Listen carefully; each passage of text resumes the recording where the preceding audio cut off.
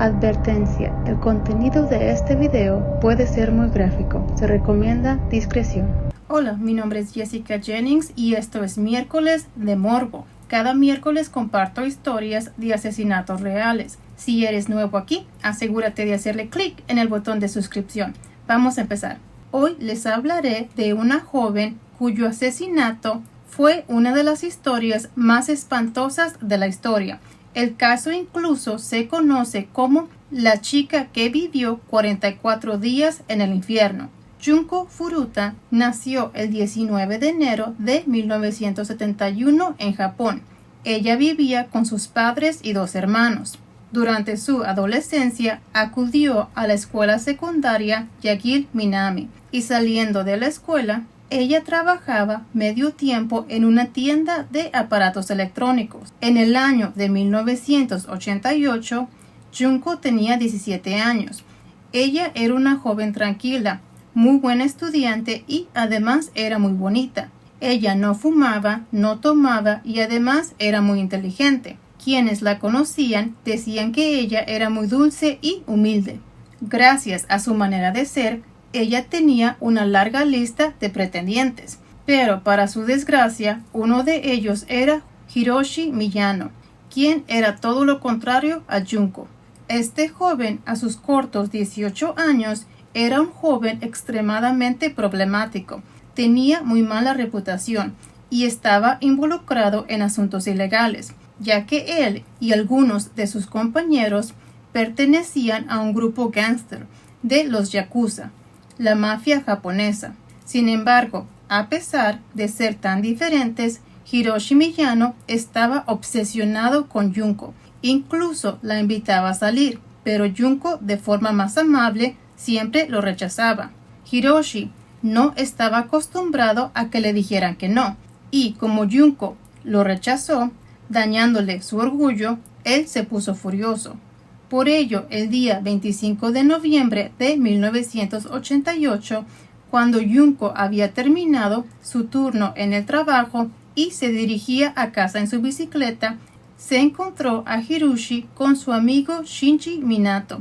Ellos acostumbraban a caminar por toda la ciudad con la intención de robar y violar a mujeres de la zona.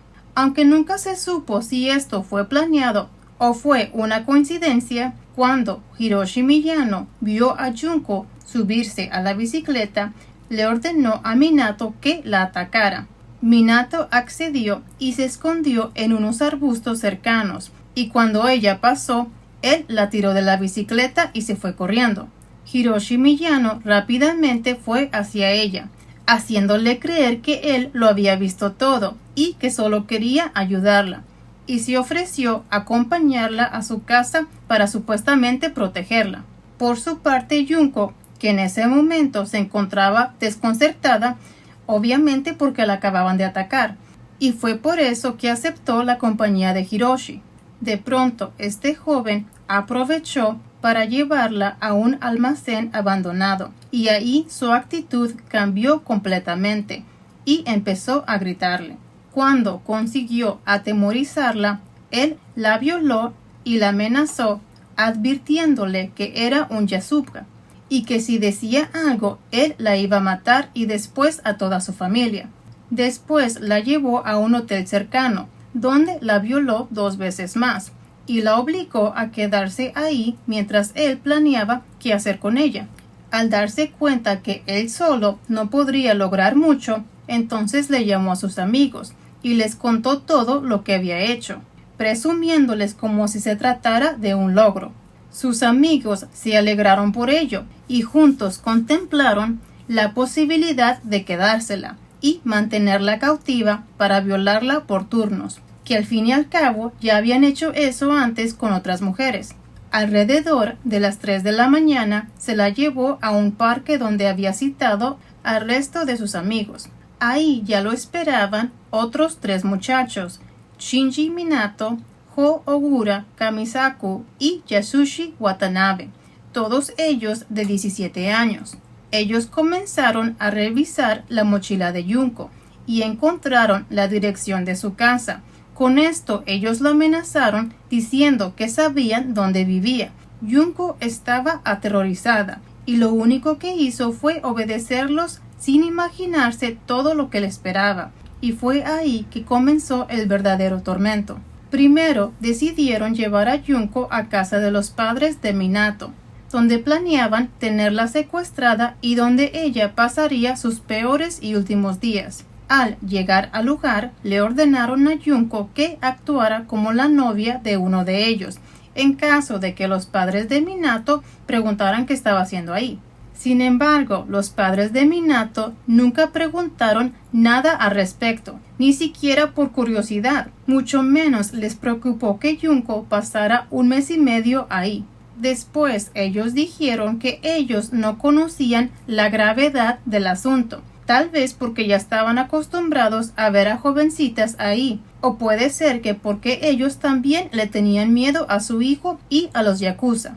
La desaparición de Junko rápidamente movilizó a sus padres, y 2 días después de no encontrarla, denunciaron su desaparición en el departamento de policía.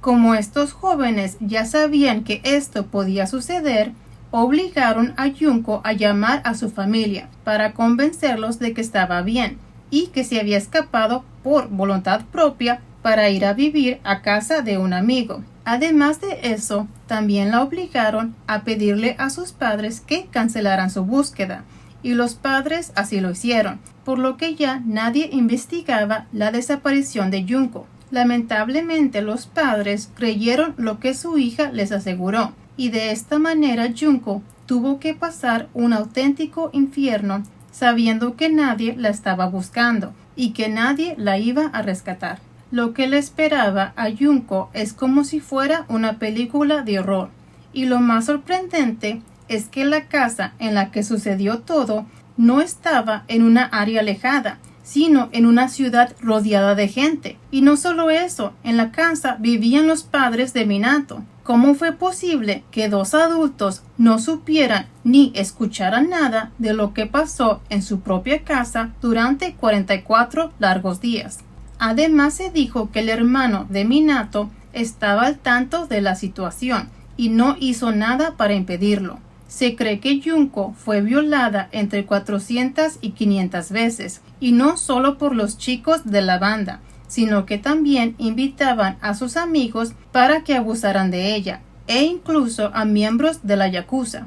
Aproximadamente 100 hombres distintos fueron los que abusaron de ella, mientras la mantenían desnuda todo el tiempo, y cuando venían sus invitados, le hacían hacer cosas inimaginables. Además de humillarla y abusar sexualmente de ella, le propinaban brutales golpizas. Le amarraron las muñecas en el techo y la usaban como costal de boxeo. La tiraban en el suelo y le dejaban caer pesas sobre el estómago. Le quemaban los párpados con cera caliente y le golpeaban la cabeza contra el suelo de cemento, y uno de ellos saltaba sobre su cabeza. Cuando Junko se desmayaba por el dolor y quedaba inconsciente, ellos le sumergían la cabeza en agua muy fría para que despertara y así seguir torturándola. La obligaban a dormir desnuda y sin mantas en el patio de la casa. Todo esto durante los meses de diciembre y enero, lo que indicaba que hacía muchísimo frío. La quemaban con velas, con cigarrillos o con mecheros, llegando al punto en que las heridas de Junko eran tan graves que tardaba casi 1 hora en arrastrarse desde donde estaba hasta el cuarto de baño, hasta que llegó un momento en el cual ya ni podía arrastrarse. Los abusos que sufrió su cuerpo la volvieron incontinente, por lo que no podía retener sus desechos, y cuando llegaba a hacer popó y orinarse sin querer, era castigada cruelmente. Para que no ensuciara, le negaban la comida. También la forzaban a tomar su propia orina y comer sus heces y cucarachas, hasta que su cuerpo no pudo contener nada más en el estómago, por lo que la hacía vomitar todo, y por eso era brutalmente castigada por ellos. La obligaban a bailar, a cantar y a masturbarse con los objetos que le introducían vía vaginal y anal, solo para divertirse al verla. fue violada sexualmente y analmente con distintos objetos, como barras de metal, tijeras, botellas e incluso introdujeron una bombilla caliente dentro de ella y luego golpearon su vientre para que se quebrara dentro de ella. También le introducían fuegos pirotécnicos y los prendían para que estallaran dentro de ella. Le insertaron agujas de coser en los pechos y al final le arrancaron el pezón izquierdo con unas pinzas. Obviamente, la pobre de Junko le suplicaba que mejor la mataran, pero sus captores se negaban a acabar con su sufrimiento. Ellos querían más y más. Es realmente impresionante todo lo que tuvo que soportar esta chica. Se sabe que hubo 2 ocasiones en las cuales la policía pudo haber rescatado a Junko, ya que Koichi Ihara, uno de los amigos de la banda, fue invitado a la casa, pero se impresionó tanto al verla que sus amigos lo obligaron a violarla también. Sin embargo, él quedó impactado con lo que había hecho y decidió contárselo a su hermano, el cual le contó a sus padres, y ellos llamaron a la policía. Cuando la policía fue a casa de Minato, los padres los recibieron y al comentarles la denuncia que habían recibido, los padres lo negaron todo, diciendo que ahí no se encontraba nadie y que los policías podían entrar para revisar lo que quisieran. La policía consideró que el hecho que los invitaran a entrar era suficiente prueba de que ahí no estaban ocultando nada y simplemente se marcharon. En ese momento solo habían pasado 16 días de los 44 que tuvo que sufrir Junko. Es triste saber que si la policía hubiera registrado la casa y localizado a Junko, su terrible experiencia solo habría durado 16 días y bien podría haberse recuperado de sus heridas. Pero eso no pasó y los 2 oficiales solo fueron despedidos por no seguir el procedimiento. Después, en diciembre, hubo otro momento en el cual Junko consiguió huir y buscar un teléfono para llamar a la policía, pero desgraciadamente Minato la descubrió antes de que pudiera hablar y colgó. La policía regresó la llamada y Minato les convenció que todo estaba bien y que no pasaba nada, que se trataba de una llamada por error y la policía nunca fue a investigar. Como castigo por aquella acción, rociaron las piernas de Junko con gasolina y le prendieron fuego. Junko empezó a convulsionar y los chicos pensaron que ella estaba fingiendo para escapar de su castigo y cuando volvió en sí, de nuevo le rociaron gasolina y volvieron a prenderle fuego. Junko Furuta pudo sobrevivir a tan despiadado ataque. Sin embargo, su estado era demasiado delicado. Su cara estaba tan hinchada y con muchos moretones que ella era totalmente irreconocible. Su cuerpo estaba en tan mal estado que el pus brotaba de su piel, por lo que el olor era terrible, ya que la joven se estaba pudriendo en vida. Debido a su estado, los jóvenes perdieron el interés sexual en ella, y mientras aún la tenían secuestrada, violaron a otra chica de 19 años, pero a ella la dejaron ir. Se dice que la joven también volvía del trabajo hacia su casa, igual que Junko cuando ella fue asaltada por la banda quienes la violaron en grupo.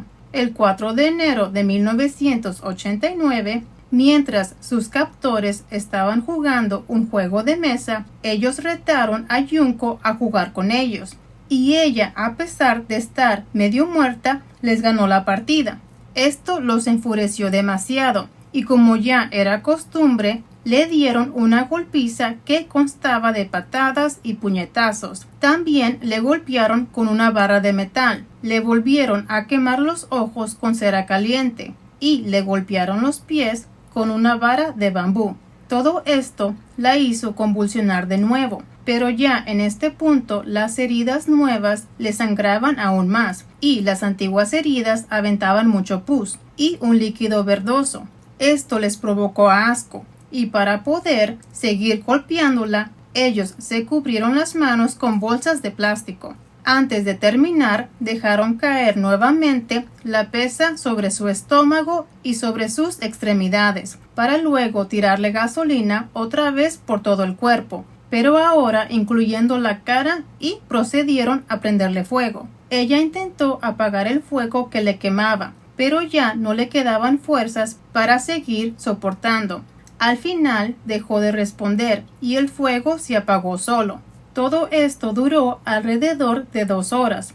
Al principio ellos no sabían que estaba muerta. Tan acostumbrados estaban a darle brutales palizas, que en muchas ocasiones la dejaban inconsciente durante horas, debido al dolor. Cuando ya habían pasado 24 horas, siendo el 5 de enero del año de 1989, ellos se dieron cuenta que Junko ya no iba a despertar, que por fin la joven había fallecido, terminando así con este infierno. Intentando que no los descubrieran y los condenaran por asesinato, decidieron deshacerse del cuerpo. Para ello, la envolvieron en sábanas y la metieron dentro de una bolsa de viaje, tipo maleta. Después metieron la bolsa dentro de un barril y rellenaron el barril con hormigón húmedo.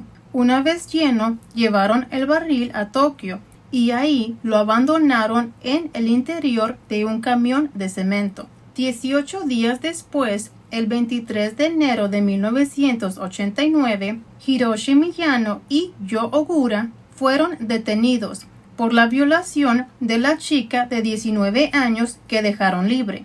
Mientras los estaban interrogando por separado, a la policía se le ocurrió preguntarle por un caso que tenían sin resolver y que obviamente no tenía nada que ver con ese caso ni con el de Junko.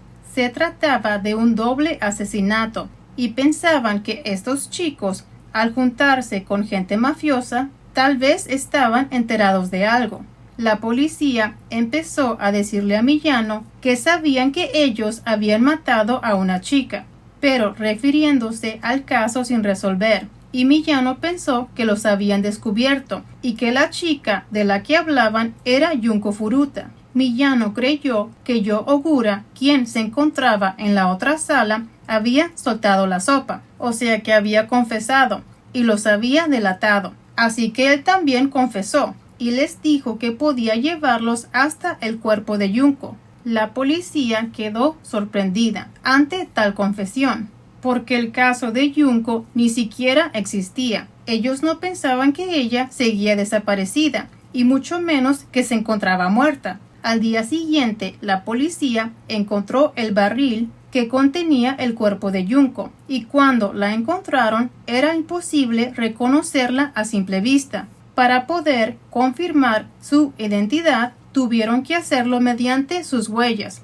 Su cuerpo tenía botellas de cristal insertadas en el recto, y aunque su útero estaba completamente destrozado, descubrieron que Junko estaba embarazada cuando murió. Por tal crimen, Hiroshi Miyano, Nobuharu Minato, Yasushi Watanabe, Yo Ogura y el hermano de Minato fueron detenidos. Pero en vez de justicia, se puede decir que fue una injusticia porque al ser menores de edad, sus identidades fueron protegidas. El público conocía el crimen, pero no sabían quiénes eran los criminales. Shukan Bunshun, una revista japonesa, ignoró eso y dijeron que quien fue capaz de cometer este crimen tan horrible no merecía anonimato alguno, así que publicaron sus nombres y sus fotos. Todos los detenidos llegaron a acuerdo con la fiscalía y admitieron herir a una persona con el resultado de su muerte, pero no su asesinato. Esto para conseguir una sentencia menor. La peor injusticia del caso fueron las sentencias. A Hiroshi Miyano, el líder del grupo, fue condenado a 17 años de prisión, y todavía el güey apeló para reducir su condena, pero solo se le aumentaron 3 años más, condenándolo a 20 años de prisión, que en ese entonces era la pena máxima antes de la cadena perpetua, y su familia tuvo que pagar una indemnización de 50 millones de yenes. $450,000 aproximadamente a la familia de Junko, teniendo que vender su casa para poder pagar. Minato Nobuharu, quien recibió una sentencia de 4 a 6 años, también quiso apelar y fue sentenciado de 5 a 9 años.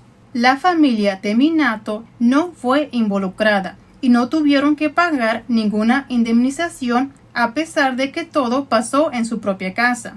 Yasushi Watanabe, quien originalmente fue sentenciado de 3 a 4 años de prisión, también apeló y recibió una sentencia de 5 a 7 años. En Japón, aparentemente, si apelas te dan más tiempo.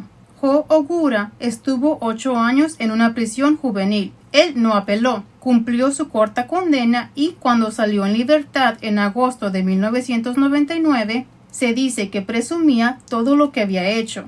Después de ser liberado, secuestró y torturó a un hombre, con el que según su mujer lo estaba engañando y fue devuelto a prisión por otros 7 años. También se dijo que su madre profanó la tumba de Junko, porque según ella le había arruinado la vida a su hijo. Y esas fueron las ridículas sentencias para un grupo de jóvenes criminales que torturaron vilmente de todas las maneras imaginables a una jovencita de 17 años. Y hoy en día están sueltos, todos libres en la calle, como si nada hubiera pasado. El lugar donde fue encontrado el cuerpo de Junko es ahora un parque llamado Wakazu. Después de todo el vandalismo que cometieron en la tumba de Junko Furuta, su cuerpo fue trasladado a Norteamérica, siendo enterrada en el cementerio Paraíso Norte en Houston, Texas, donde hasta el día de hoy permanece. Han existido varias adaptaciones de la historia de Junko en películas y en cómics. La banda japonesa de rock Legacy rindió un homenaje a Junko Furuta con su canción Taeyeon y la banda Mr. Kitty con su canción llamada 44 días. Y así terminamos la terrible historia de Junko Furuta. Para mí esta historia destaca la importancia de que como mujeres debemos cuidarnos, sobre todo cuando vayamos solas. Chicas, consíganse un pepper spray por lo menos. Y hay que ser menos confianzudas. Por lo personal, prefiero que digan, vieja ridícula, que ahí quedé. También me da mucho coraje que personas mal nacidas, capaces de cometer actos tan terribles, estén libres. Pero, como siempre digo, Dios está mirando. Me gustaría saber mucho qué opinan ustedes de este caso. En redes sociales, por favor usen el hashtag miércoles de morbo para poder leer sus comentarios. Por favor, regálenme un like y no se les olvide hacerle clic en el botón de suscripción para vernos el próximo miércoles. Bye.